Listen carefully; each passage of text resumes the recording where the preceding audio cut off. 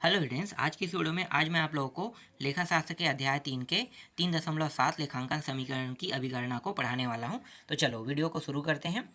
और ये जो लेखांकन समीकरण की अभिगणना है, ये क्या कहना चाह रहा है? तो अगर इस पूरे टॉपिक को पढ़ोगे तो सिर्फ थोड़ा सा टॉपिक ये कहेगा, और थोड़ा सा जो टॉपिक कह रहा है वही चीज़ मैं आपको बता रहा हूँ। पूरा का पूरा पढ़ने के बाद जो इसका सारांश है वो है ना, तो ये जो संपत्ति है, ठीक है, संपत्ति, और इस संपत्ति के बराबर क्या होगा? दायित्व होगा।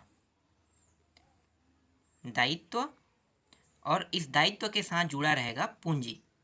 सिर्फ ये यही बताना चाह रहा है। पूरा का पूरा अगर आप टॉपिक पढ़ोगे तो लेखांकन समीकरण की अभिगणना में क्या होगा? संपत्ति के बराबर दायित्व प्लस पूंजी होगा, है ना। अब ये संपत्ति के बराबर दायित्व प्लस पूंजी किस प्रकार से होगा वो आपको एग्जाम्पल के थ्रू पता चलते जाएगा, है ना। इसमें बहुत सारे टॉपिक दिए हुए हैं और बहुत सारे उदाहरण दिए हुए हैं।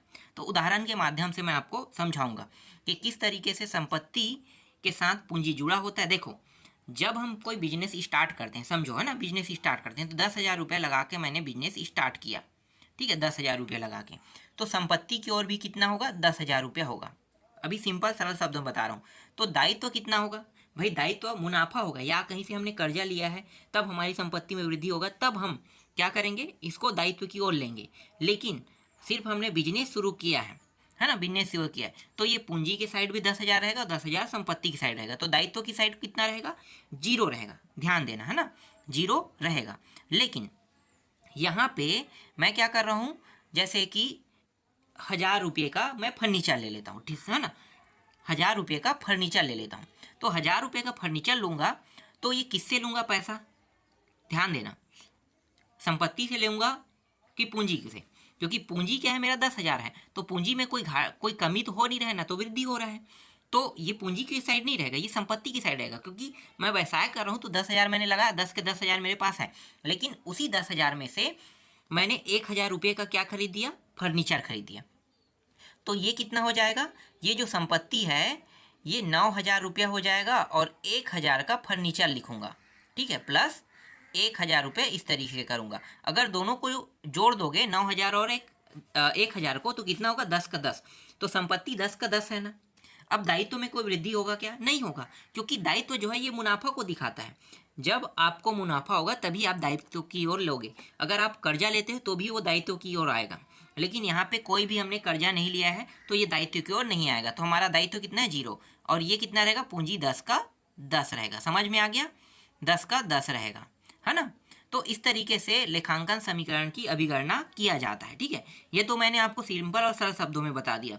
अब इसको और अच्छे से जानने के लिए इसमें जो एग्जाम्पल दिए हैं ना उनको देखते हैं, अच्छे से आपको समझ में आ जाएगा। यहाँ पे जो दिया है टॉपिक, इनको पढ़ने की जरूरत नहीं है, कोई खास इंपॉर्टेंट टॉपिक नहीं है। देखो, 3.8 दिया है ना। तो लेखांकन समीकरण पर लेन देन का प्रभाव दिया हुआ है, जिनमें पहला एग्जाम्पल देख सकते हो। पहला एग्जाम्पल क्या है? पहला एग्जाम्पल है, माना कि प्रशांत ने 50,000 रुपये नगद लगाकर व्यवसाय आरंभ किया, है ना। 50,000 रुपये लगाकर, तो 50,000 रुपये क्या है? उसकी पूंजी है। पूंजी के साथ किस में जाएगा? वो संपत्ति के साइड में भी जाएगा, है ना। तो पूंजी भी है और वो संपत्ति भी है। देखो यहाँ पे जो लिखा है ना, इनको आपको पूरा पढ़ने की ज़रूरत नहीं है। यहाँ पर डायरेक्ट छोटे से शब्दों में यहाँ पे पूरा डिटेल दे दिया गया है। देख लो, यहाँ पे एक चार्ट बनाया है, इसमें ये है पूरा का पूरा। तो जो यहाँ पे लिखा है ना, उसको छोड़ के डायरेक्ट इस चार्ट को देखो। चार्ट ये बताना चाह रहा है, उनको हम ध्यान देते हैं, ठीक है। तो देखो 50,000 रुपये का ये रहा, ठीक है, पूंजी। पूंजी कितना है? 50,000 रुपये, ठीक है। 50,000 रुपये उन्होंने लगाकर पूंजी। देखो ये दो अलग अलग, एक अंग्रेजी में बता दिया है, ये इंग्लिश में है, ठीक है, ये इंग्लिश में है और ये हिंदी में है। तो दोनों में से जिसको देखना चाहते हो उसको देख सकते हो। तो चलो हम हिंदी साइड को उठाते हैं ना, हिंदी साइड को उठा लेते हैं। दोनों एक ही है, एक अंग्रेजी में लिखा है, एक हिंदी में लिखा है। तो हम हिंदी को देख लेते हैं, ठीक है। तो हिंदी में देखो, संपत्ति ये रहा, है ना, ये दायित्व है और ये पूंजी है, ठीक है। तो 50,000 रुपया मैं क्या कर रहा हूँ? बिजनेस में लगा रहा हूँ। मतलब 50,000 रुपये क्या है? मेरा पूंजी है। जितना मैं लगाऊंगा वही तो पूंजी होगा ना।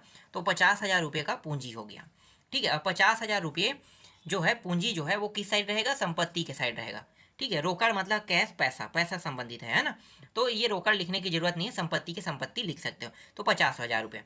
लेकिन मुझे कोई मुनाफा हुआ नहीं और मैंने कोई चीज़ खरीदा भी नहीं है, तो ना मेरी संपत्ति में संपत्ति ना ही वो बटेगा और ना ही दायित्व में बढ़ोतरी होगा, तो दायित्व कितना रहेगा, 0 के 0 रहेगा। क्लियर? अभी इससे पहले वाले मैंने समझाया था, सेम टू सेम वही टॉपिक है ना, ये समझ में आया? बस इतना ही है इसमें पहला टॉपिक में। दूसरा देखो, दूसरा में क्या कह रहा है, दूसरा में कह रहा है कि प्रशांत ने 10,000 रुपये का क्या खरीदा, फर्नीचर खरीदा, है ना, 10,000 रुपये का फर्नीचर खरीदा।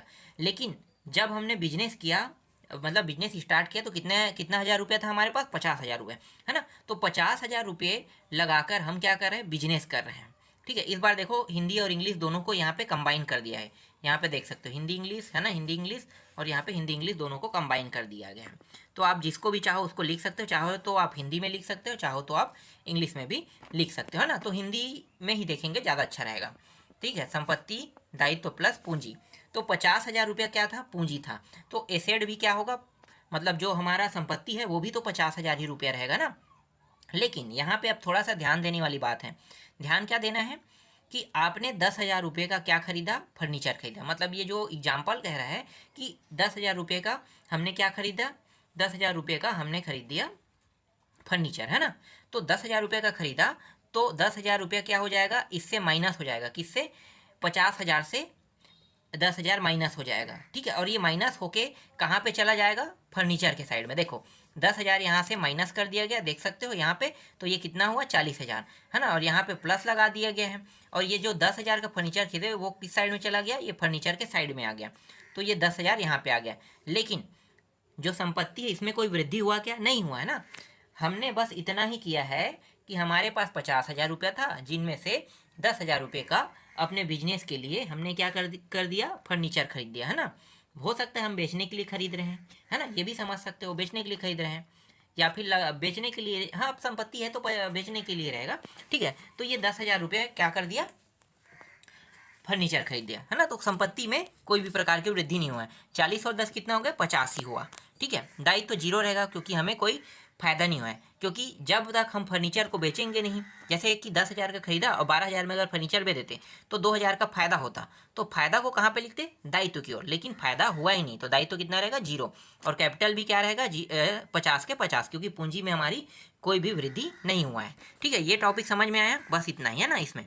इसके बाद देखो यहाँ पे है 5,000 रुपये का, यहाँ पे माल नकद खरीदा, है ना। तो 5,000 रुपये का यहाँ पे माल खरीद रहे हैं। तो अब मुझे ये बताओ कि ये माल जो है ये संपत्ति के साइड में रहेगा कि दायित्व के साइड में, कि कैपिटल के साइड में रहेगा, है ना। तो पूंजी के साइड में तो कोई वृद्धि नहीं होगा, ना कोई घाटा होगा, है ना, क्योंकि हम पूंजी से कुछ भी निकाल के नहीं दे रहे हैं। और दायित्व दायित्व तभी हमें लिखना है जब हमें कोई फ़ायदा होगा। लेकिन यहाँ पे 5,000 रुपये का माल खरीद रहे हैं, इसका मतलब क्या है कि यहाँ पे एक और टॉपिक बनेगा और इससे 5,000 रुपया और कम हो जाएगा। यहाँ पे माइनस कर देना है कितना, 5,000 रुपया। ठीक है, 5,000 रुपया माइनस करोगे तो कितना आ जाएगा, ये हो जाएगा, ये लाइन जो है 35,000, है ना, ये 35,000 हो जाएगा। फिर प्लस 10,000 रुपये का क्या था, 10,000 रुपये का फर्नीचर था, ना। और 10,000 रुपये फर्नीचर के साथ 5,000 रुपये का आपने माल खरीदा, तो प्लस 5,000 रुपये भी माल के साइड में हो जाएगा। तो आप इन सभी को जोड़ के देख लो, कुल कितना होगा, 50 का 50 हो रहा है, तो कैपिटल भी क्या है, 50 का 50 ही रहेगा। और दायित्व तो क्या है, 0 का 0। ठीक है, अभी सिर्फ हम खरीद रहे हैं इससे, तो संपत्ति वाले लाइन से हम क्या कर रहे हैं, खरीदते खरीदते जा रहे हैं। अभी हमने बेचा नहीं, तो कोई मुनाफा हुआ नहीं है ना। तो ये यही साइड में रहेगा। ठीक, चलो अब देखो वही चीज़ यहाँ पे बताया है, देख सकते हो, जो मैंने अभी आपको बताया ना, जो तीसरा वाला देख सकते हो, ये पूरा पूरा सेम टू सेम वैसे ही वैसे यहाँ पे लिख दिया है ना। अब आते हैं डायरेक्ट चौथा में। चौथा देखो, प्रशांत ने 10,000 रुपये का माल उधार खरीदा। अब देखो ध्यान देना, यहाँ पे उधार खरीद रहे हैं, तो उधार खरीद रहे इसका मतलब क्या है, संपत्ति में वृद्धि होगा कि नहीं होगा। अगर आप किसी से पैसे उधार लेते हो, आपके पास 50 रुपये है, और 50 रुपये में अगर आप 10 रुपये उधार लेते हो, तो 50 और 10, आपके पास पैसा 10 रुपये आया ना, तो कितना हो गया, 60 रुपये हो ना। तो संपत्ति में आपका वृद्धि हुआ कि नहीं हुआ, हुआ ना। तो वृद्धि हुआ, इसका मतलब क्या है कि ये किस साइड में रहेगा, संपत्ति के साइड में वृद्धि में आपको लिखना है, 10,000 को आपको इंक्लूड करना है, और साथ ही साथ वृद्धि हुआ है, इसका मतलब दायित्व में वृद्धि हुआ है। ठीक है, दायित्व में भी वृद्धि हुआ है। तो इसको कैसे लिखोगे, देखो यहाँ पे बताया है। पहले से हमारे पास कितना था, 35,000 रुपये था, 10 का फर्नीचर, 5 का गुड्स खरीदे, अब 10,000 रुपये उधार लिए, तो उधार को भी इसी साइड में जोड़ना है।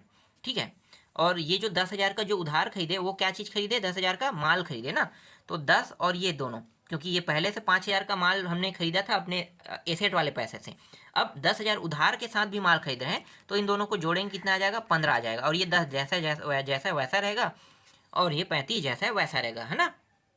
अगर हम सभी को जोड़ेंगे कितना हो जाएगा, 60,000 आएगा। ठीक है, और ये 10,000 जो है ये कहाँ पे आएगा, 10,000 हमारी संपत्ति में वृद्धि हुआ, इसलिए ये दायित्व के साइड में आएगा। समझ में आ गया, दायित्व के साइड में 10,000 और 50 पूंजी जैसा है वैसा रहेगा। चलो 5वां टॉपिक देखो। अब 5,000 रुपये की लागत का माल 7,000 में यहाँ पे नगद बेचा गया है। मतलब जो हमने 5,000 में माल खरीदा था उसे हम बेच रहे हैं, तो हमें फिर से फायदा हो रहा है। फिर से क्या हो रहा है, फायदा हो रहा है। तो फायदा हो रहा है, तो इस फायदा को हम किस साइड में लिखेंगे, पूंजी दायित्व, है ना। देखो 5,000 रुपये का जो फायदा हो रहा है वो किस साइड को, 5,000 रुपये के जो माल खरीदे हैं उससे 2,000 रुपये का फायदा हो रहा है, तो उस 2,000 रुपये के फायदा को आप किस साइड लिखोगे, भाई पूंजी की साइड ना। देखो यहाँ पे मैं आपको बता देता हूँ, पहले देखो हर एक टॉपिक को ये जोड़ते जा रहे हैं ना, तो जोड़ते जा रहा है तो ध्यान देना। देखो पहले से हमारे पास 35 था, 10 था, है ना, और 15,000 था। तो 15,000 में 5,000 रुपये का जो माल था उसे हम वापस क्या कर रहे हैं, जो हमने खरीदा था उसे हमने बेच दिया। तो बेच देते हैं, ठीक है। तो बेचते हैं, तो देखो ये जो 7,000 रुपये में 5,000 रुपये का है, ध्यान देना, खरीदे हमने कितना में, 5,000 में, लेकिन बेच रहे हैं तो हमारे जो पैसा उसमें वृद्धि होगा ना। तो पैसे के साइड में ये 35 में क्या करना है, 7,000 को प्लस करना, और माल के साइड में क्या करना है, आपको घटाना है। देखो ऐसे ही बनाया जाता है चार्ट को, है ना, कि आप किस चीज़ को खरीद रहे हो, कितना बेच रहे हो, कहाँ पे किस चीज़ की वृद्धि हो रही है, और कहाँ पे घटाना है, कहाँ पे फायदा लेना है, ये चीज़ आपको ध्यान देना है। ठीक है, तो कैश जो है 7,000 रुपये का यहाँ पे मुनाफा हुआ है, तो ये हो गया दोनों को जोड़ने पर 42,000 रुपया। फर्नीचर में कोई भी प्रकार की वृद्धि नहीं, ना तो हमने बेचा ना तो हमने खरीदा, तो जैसा वैसा रहेगा। माल जो है 15,000 का था, इसी 15,000 में 5,000 के माल को बेचे थे ना, तो ये 10,000 हो गया। समझ में आ गया। तो ये जो दायित्व है ये 10 का 10 रहेगा, क्योंकि 10 हमने उधार लिया था और हमें कोई मुनाफा तो हुआ नहीं इसमें। इसमें हम मुनाफा नहीं लेंगे, मुनाफा हम जो एक्स्ट्रा मुनाफा है उसको हम पूंजी की साइड रखेंगे, है ना। तो जैसे कि 2,000 रुपये का जो मुनाफा हुआ, क्योंकि 5 में खरीदे, ध्यान देना, 5 में खरीद के 7 में बेच रहे हैं, तो 2,000 का मुनाफा, मतलब हमारी पूंजी में वृद्धि हुआ। तो देखो इन सभी को अगर जोड़ते हैं तो कितना आएगा, 52 आएगा, और ये भी कितना आ रहा है, सॉरी 62 आएगा ना इन सभी को जोड़ने पर, और इन दोनों को भी जोड़ने पर कितना आ रहा है, 62 आ रहा है। तो इस प्रकार से चार्ट को बनाया जाता है। क्लियर। अब यहाँ पे देखो, यहाँ पे वही चीज़ बताया गया है कि कैसे क्या हुआ, है ना। ध्यान देना, प्रशांत की स्थिति विवरण को यहाँ पे बताया गया है। यहाँ पे ये जो है ये दायित्व है और ये पूंजी है। हिंदी में इसे हम क्या कहते हैं, लिएबिलिटी को दायित्व कहते हैं ना। तो ये दायित्व है और प्लस ये क्या है, कैपिटल जो है पूंजी है। आप इसे हिंदी में भी लिख सकते हो, ये पूंजी है।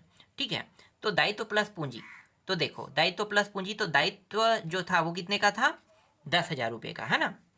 ठीक है, क्रेडिटर मतलब हमने उधार लिया था, ये क्रेडिटर का मतलब क्या है, उधार लेना, तो 10,000 रुपये उधार लिए थे, इसलिए 10,000 यहाँ पे है। और ये प्रशांत कैपिटल मतलब जो पूंजी है वो 50,000 रुपये लगाए थे, लेकिन 2,000 रुपये का वृद्धि हुआ, तो इस प्रकार से अगर दोनों को जोड़ेंगे कितना होगा, 62 हो रहा है। अब एसेट में भी वैसा ही हुआ है। कैश कितना है, कैश 42,000 अभी निकाले थे ना, 35,000 प्लस 7,000 जोड़े तो 42। फिर फर्नीचर 10 था, और स्टॉक जो है, जो हमारे पास माल बचा है वो 10,000 का है, तो कुल मिला के कितना हुआ, कुल मिला के ये 62,000 रुपया हुआ। ठीक है, तो दोनों देख सकते हो, दोनों बराबर है ना। और यही चीज़ क्या बताना चाह रहा है कि लेखांकन समीकरण की जो अभिकरणा है ये कहना चाह रहा है कि जो दायित्व प्लस पूंजी और इसके बराबर एसेट होना चाहिए। एसेट का मतलब क्या है, एसेट का मतलब है संपत्ति। ठीक है, संपत्ति, तो संपत्ति क्या है, दायित्व प्लस पूंजी के बराबर है। ये चीज़ बताना चाह रहा था, समझ में आ गया आपको। चलो अगला टॉपिक देखो, एग्जाम्पल दूसरा देख लेते हैं ना। दूसरा एग्जाम्पल में देखो, यहाँ पे पहले रोकड़ दिया हुआ है ना, रोकड़ लगाकर व्यवसाय आरंभ किया। दूसरा है माल नगद खरीदा, है ना, कितने का, 2,000 रुपये का। ध्यान देना, ये सारे टॉपिक को उपयोग करके एक चार्ट बनाएंगे और उस चार्ट के माध्यम से समझेंगे कि ये किस तरीके से कैसे हो रहा है। ठीक है, फिर यहाँ पे देखो माल फिर उधार ले रहे हैं 3,000 रुपये का, किराए के लिए नगद 1,000 रुपये, है ना, और निजी प्रयोग हेतु व्यय किया गया 500 रुपया। ठीक है, तो ये पांचों जो टॉपिक है इनको लेकर चलो देखो अब इस चार्ट को। तो ये जो चार्ट है ये उन्हीं पांचों टॉपिक को बता रहे हैं ना। तो मैं यहाँ पे बताते चलूँगा कि ये अंग्रेजी में लिखा है और मैं इसे हिंदी में आपको बताते चलूँगा।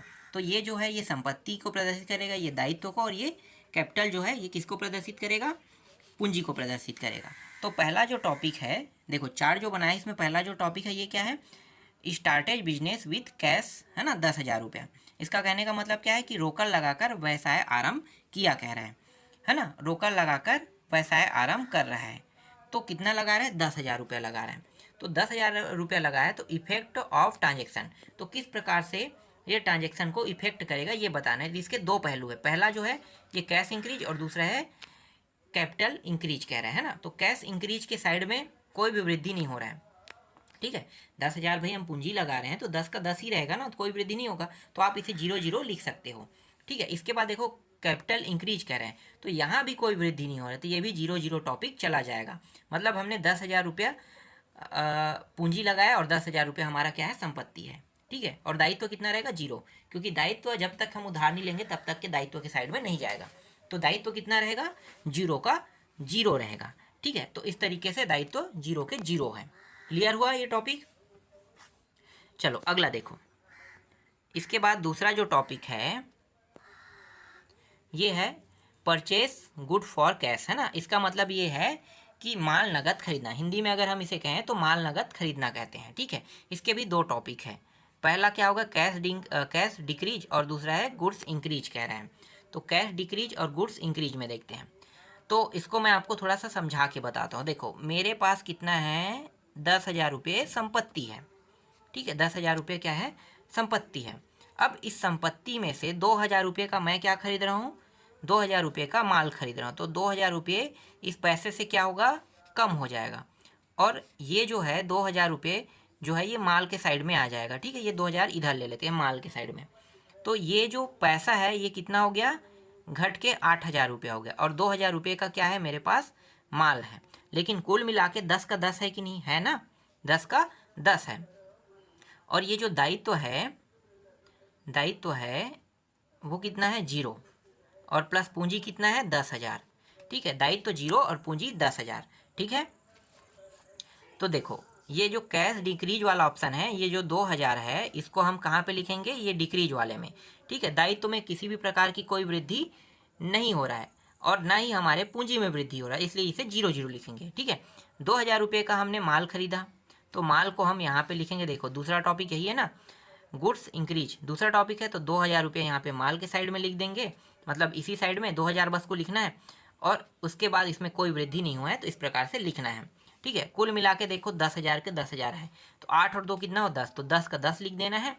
दायित्व में कोई वृद्धि नहीं और पूंजी में भी कोई वृद्धि नहीं। तो ये दूसरा टॉपिक भी पूरा क्लियर हो गया, ठीक है। तीसरा देखो, तीसरा क्या कह रहे हैं, परचेज गुड ऑन क्रेडिट, है ना।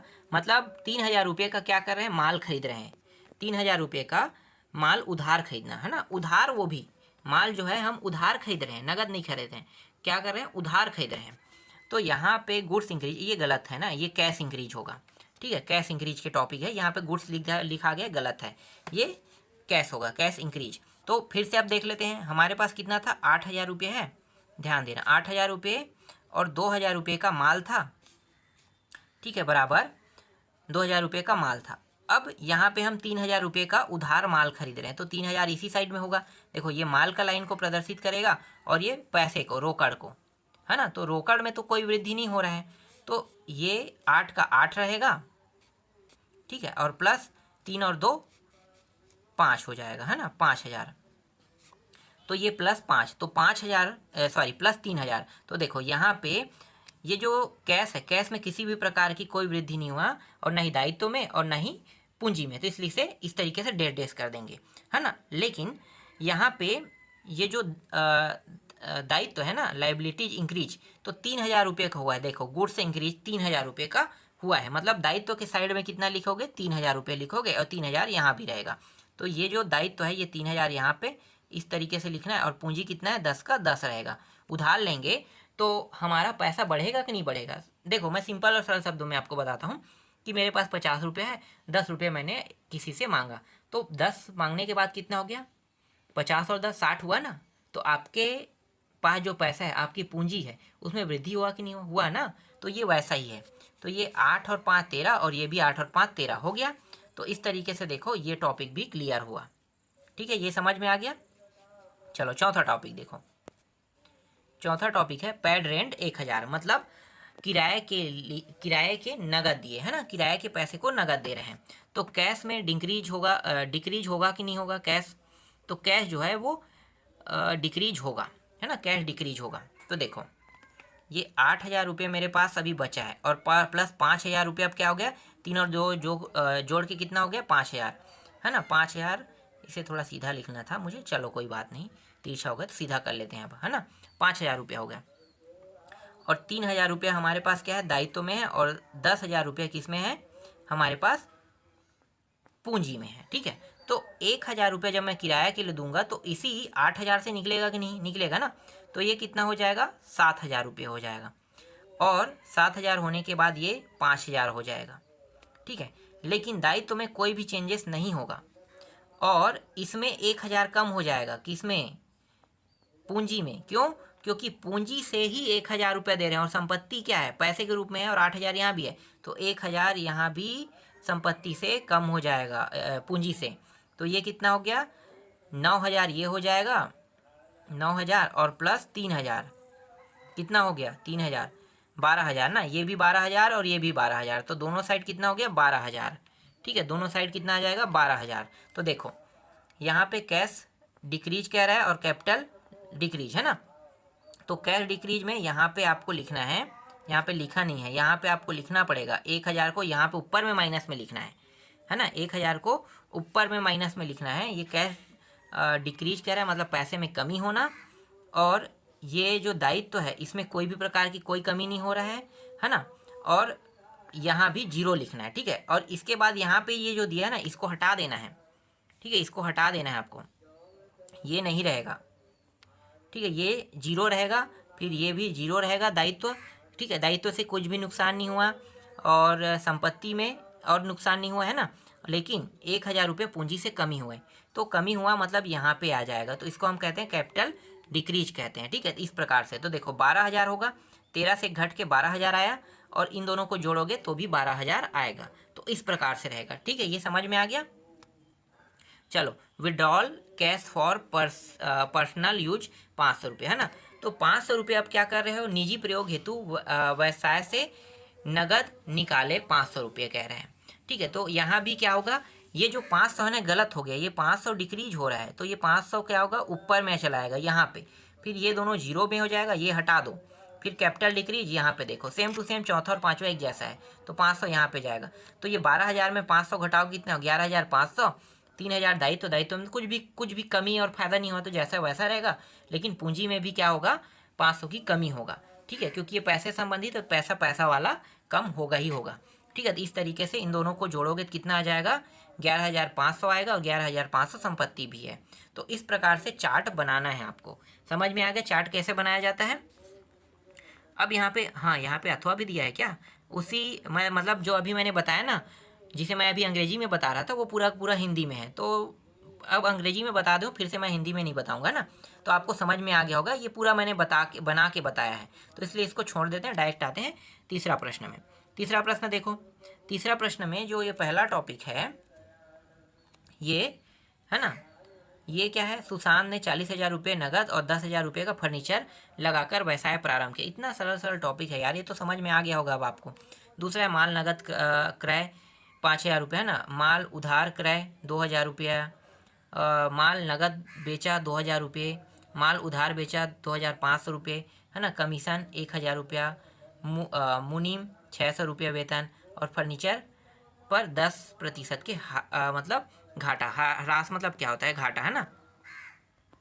देखो अब उन्हीं सभी टॉपिकों को, जो 7 टॉपिक है, इनको इस तरीके से बताया गया है, तो देख सकते हो एकदम सरल टॉपिक है। 40,000 रुपये रोकड़ है ना, 10,000 रुपये की इन्होंने फर्नीचर के दिया, कुल संपत्ति कितना है 50,000 रुपया, ये बताया गया है, इतना आसानी से बता दिया गया है। जब इन दोनों को जोड़ोगे, इन दोनों को, तो 50 का 50 आएगा, है ना, तो बहुत ज़्यादा डिटेल से अब देखने की जरूरत नहीं, आपको समझ में आ गया होगा। दूसरा देखो, माल नगद क्रय किया 5,000 रुपये का, तो 5,000 रुपये का खरीदेंगे, तो 5,000 रुपये 40,000 से खरीदेंगे ना, इसलिए यहाँ पे 35,000 आया। देखो ये रहा 35,000 रुपये, 5,000 रुपये 40,000 में माइनस किया गया है, तो ये 5,000 रुपये जो है माल के साइड में जाएगा, तो ये 5,000 माल हो गया, और 10 का 10, और टोटल कितना है, हमारे पूंजी में कोई वृद्धि नहीं हुआ है, टोटल 50 का 50 है ना। ऐसे ही तो देखते हैं ना। इसके बाद देखो तीसरा है उधार खरीद रहे हैं, उधार खरीदेंगे, क्या चीज़ खरीद रहे हैं, उधार खरीद रहे हैं, माल खरीद रहे हैं, तो भाई माल के साइड में 2000 का वृद्धि कर देना है आपको, है ना। तो 2000 ये दायित्व की ओर भी आ जाएगा। तो कितना हो गया, ये टोटल हो जाएगा 52,500। तो ये भी दोनों जो मिलके कितना होगा, 52,500 हो जाएगा। ये समझ में अब आपको आ गया होगा, इसलिए मैं थोड़ा फटाफट बताते जा रहा हूँ। देखो, और उसके बाद नगद बेचा, है ना, 2000 रुपये का माल नगद बेचा 2000 रुपये का, और माल उधार बेचा 2500 रुपये का। तो नगद भी बेच रहा है, उधार भी बेच रहा है, दोनों कर रहे हैं ना। तो नगद बेच रहा है तो प्लस 2000 रुपये रोकड़ की ओर जाएगा, है ना, 2000 रुपये रोकड़ की ओर चला जाएगा। तो 2000 रोकड़ की ओर चला गया, और 2500 रुपये जो है ये क्या होगा, पूंजी की साइड में। देखो यहाँ पे बताया गया है स्पष्ट, तो स्पष्ट में देखो ये नीचे वाला टॉपिक स्पष्ट बता रहा है ना। तो ये हो जाएगा 35,000 था, तो 2000 नगद बेचोगे तो 35 में 2000 जुड़ेगा ना, तो 2000 जुड़ के ये हो गया 37,000 हो गया, ठीक है, 37,000 हो गया। और जो पूंजी था, नहीं पूंजी नहीं, माल, है ना, जो माल था वो कितना था, टोटल 7,000 था ना, हमारे पास 7,500 था। तो जब हम 2,500 बेचेंगे तो बचेगा कितना, यार यहाँ पे कुछ गलत हो रहा है क्या, 2000 का तो माल यहाँ पे बेचे और 2000 इसका, हाँ, तो 4,500, ठीक, 4,500 माइनस करो कितने में, 7,500 में, तो बचेगा कितना, 3,000 माल बचेगा। और 10,000 जो है ये किसका है, 10,000 जो है ये फर्नीचर का है ना। तो 10,000 रुपया ये फर्नीचर के साइड में रहेगा।